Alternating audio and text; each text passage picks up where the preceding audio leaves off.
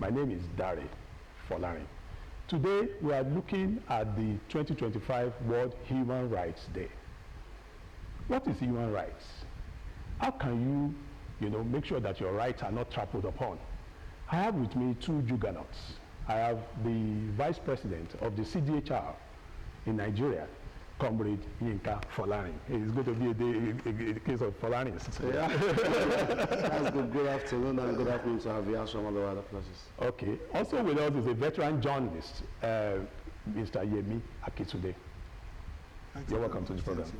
So, Comrade Folarin, we see even on your bus, it's emblazoned, my rights, your rights. What are these rights? Could you just explain to our viewers? Yeah, thank you very much. When we talk about human rights, they are those inalienable rights that cannot be divorced from us, that cannot and must not be taken from us. They are very, very fundamental to our survival.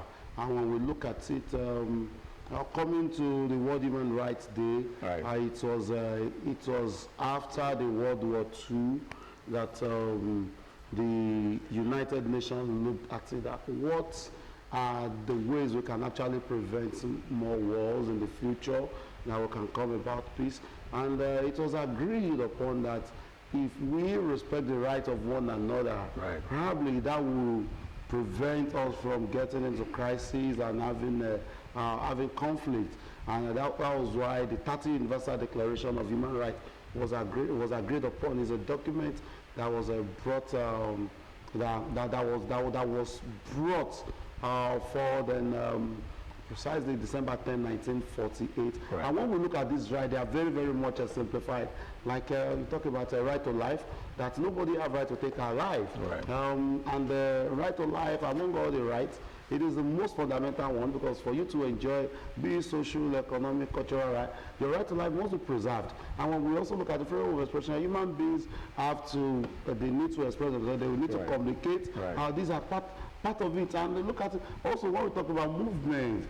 Our right to freedom of movement is also something that should not be trampled upon. And the world also look at it that we are all born free and equal in rights and dignity, right. That we should not discriminate against one another, whether on the ground of race, color, tribe, or whatsoever. We shouldn't discriminate, or religion. So there are many of these rights. They are very, very fundamental. And it is from this Universal Declaration of Human Rights that most nations also come up with their with the fundamental right they adopted. Okay. And you can see that for Nigeria, in Nigeria, for instance, you go from Section 34 of our Constitution, right. 46, you see that those rights are there. Also granted us that permission to say that you cannot take my life, okay. Except through the order of a competent court of jurisdiction. And that is when I have committed some of us. Even at the point there are serious campaigns against what we call the most heinous punishment, which is death by capital punishment, that go and kill this person by hanging. We said the Muslims will campaign that they should be committed to life. Thank you very much, Comrade Folarin. Let me come to you now, Yemi. What are these rights? How are they being enforced in Nigeria? Our rights guaranteed? Oh, what? Like my comrade said, you see, these rights, they are inherent. You are born with those rights. Okay. And I told kind of an allegory the other day, you understand, about the evolution of these rights. You can see that it is what belongs to you. Okay. Like Fela said, you cannot dash me. Human rights. Understand? Human rights. You understand? Except that at a time when I'm no longer human. Right. That time I must have behaved like an animal. Okay? So you lose those rights. Oh, you can lose the rights. That you can now be charged to court. And the jury will now say that right be taken away from you. And that, okay, now you can now be sentenced to death. life, deny him the right of movement. Right. So there are so much of these rights in this country today that you can observe that even our laws have spelled it out that they are not justiciable. Okay. You understand? So expecting that government will enforce the human rights, we will need to wait till eternity. So what is done is that individuals, organizations demand for this rights. enforcement all the time, because the government, that we have in most African countries, where Nigeria is a giant, they don't give account. They're not transparent. So what they do all the time is to dictate.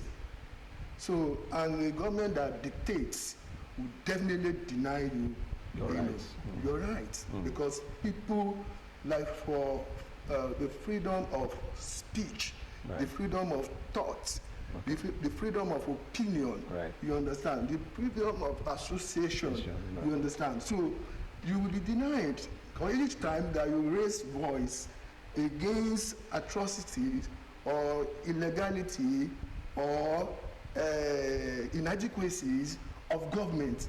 Government will see you as an enemy, and instead of enforcing your rights, what they do is they want to clamp you down. You can see a lot of the trampling on rights, in this how many years of democracy? 26 years of democracy. 26 years now, and we are still not there. And you can see. But it's an improvement from the military era. Can I really make that judgment now? It has been very, very difficult for me. Okay, hold your thoughts. Let's see, Comrade Folani. Since we started practicing democracy 26 years ago, there has been an improvement, or have there not been an improvement? Honestly, just like Mr. Ayemi said, it was just about 2 weeks ago, I was trying to make a kind of comparison.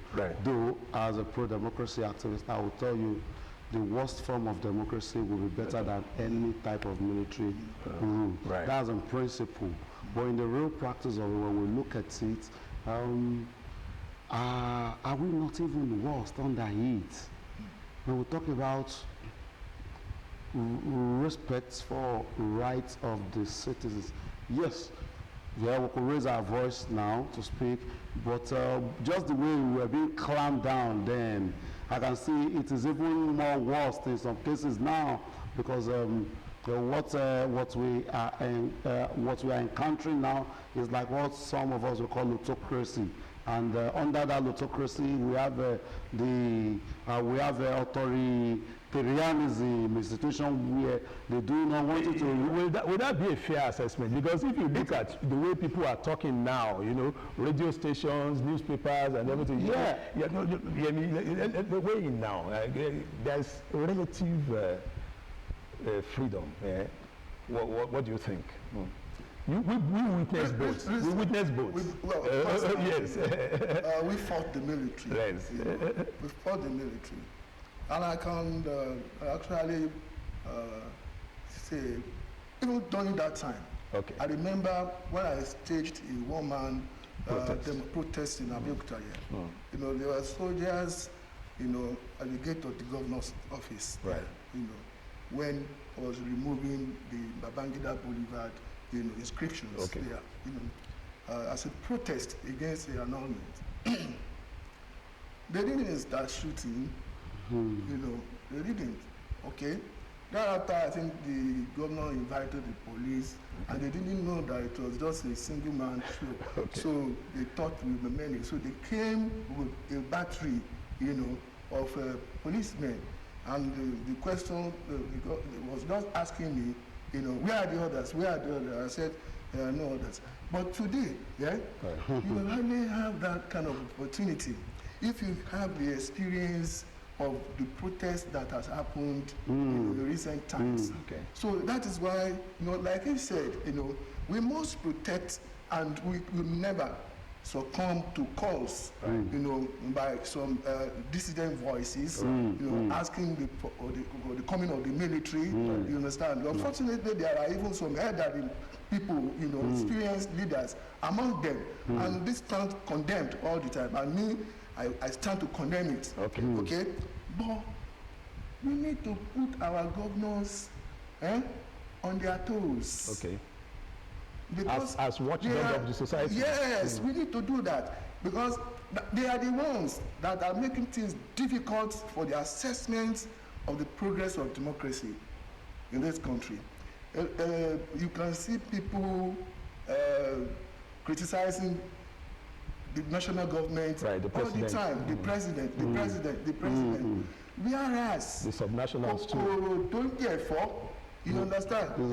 That real snake, under the grass that is destroying the tenets of democracy, they are the ends of affairs in the states.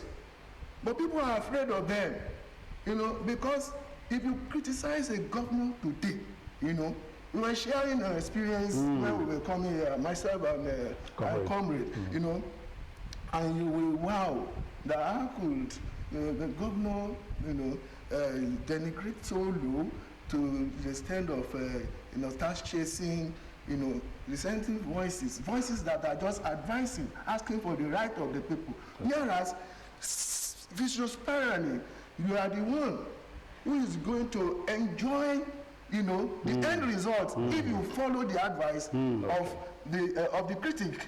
Because by the time you perform very well, you provide those rights. Like I said the other time, why is the governor in the state not implementing the white paper, the blue paper, the SARS report? You understand? And it's going to boost his government. It's going to boost his image. You understand? Like your image here, Let's look at the area of responsibility. All rights comes with responsibilities, like all powers must be exercised responsibly.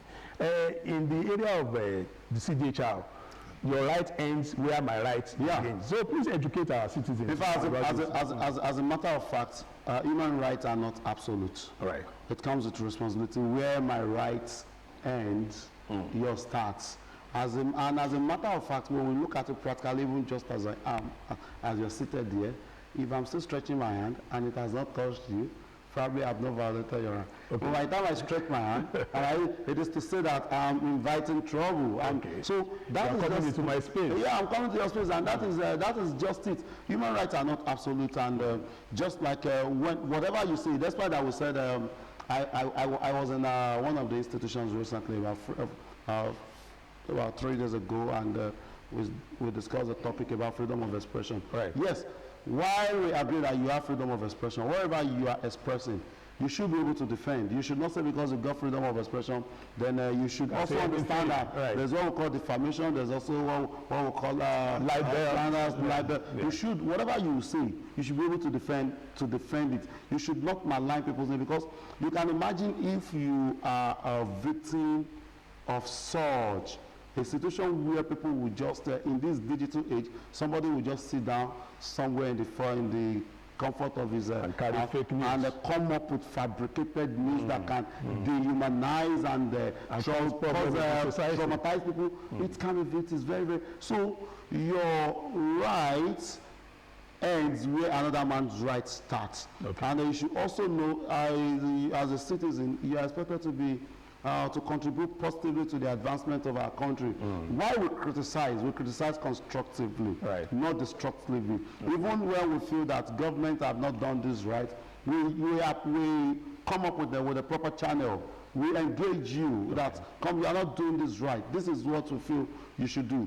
And as democracy allows, it is expected of those we criticize to also come up with a form of defense. Oh, this is what we have been doing, but you are not getting this, you are not getting this. And from what you have said, we could go this way, this is why we will reject this. Democracy should be government of the people, by the people. Participatory, it should be participatory, it should be inclusive. So that's what we're saying. So because you have your right to life does not mean you have right to just do another person's life. When you feel manslaughter, you drive recklessly because you feel that there's no, you could do anything. You have to be very, very careful. So it comes with responsibilities. Okay, thank you. I mean, in the area of enlightenment, do you think the citizens are enlightened enough about this human rights thing? Because some people may just look at it as, what is this human rights? That's not obvious.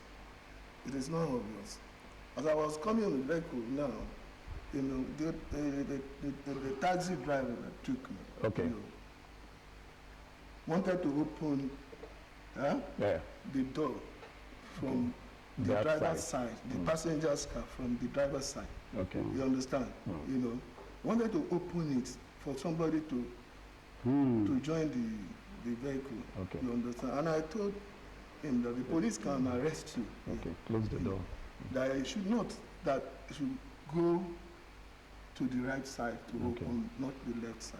You know. In Cotonou, if you do that, in fact, the door there, that door is permanently locked in every taxi. Okay. You understand? We are pressed for time. So I want to take advice. What's your advice to citizens generally now about human rights? My advice is winding down. If you don't know your rights, how then do you fight for them? Right. Try as much as possible, know your rights, and respect for human rights promotes peace. And it is when you have peace that you can talk about prosperity and sustainable development. So let us all do everything within our reach, our might, to promote human rights. Thank you very much. Yemi, your final word. Yeah, you see, enforcing it is not expensive. Right. You know, and if you give it time to face it, it benefits the society the more. Okay. It's win-win situation for everybody.